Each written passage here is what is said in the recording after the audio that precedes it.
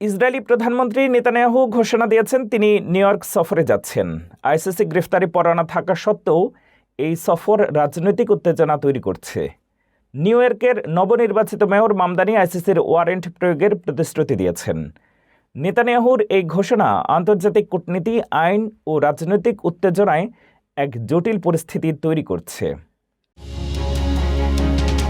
Israeli প্রধানমন্ত্রী Benjamin Netanyahu শিগগিরই new York সফর করবেন, এটি ঘোষণা করেছেন তিনি নিজে। যদিও তার বিরুদ্ধে আন্তর্জাতিক অপরাধ আদালত বা আইসিসি গাজার সংঘটিত যুদ্ধাপরাধ ও মানবতাবিরোধী অপরাধের কারণে গ্রেফতারি পরোয়ানা জারি করেছে।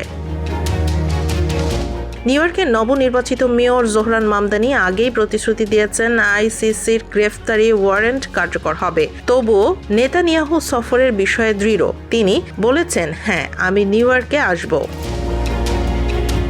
প্রধানমন্ত্রী আরও জানান, মামদানির সঙ্গে আলোচনার সম্ভাবনা আছে যদি আলোচনার সূচনা হয়। নেতানিয়াহুর বক্তব্য, ইসরায়েল রাষ্ট্র হিসেবে বেঁচে থাকার অধিকার সংরক্ষণ করবে।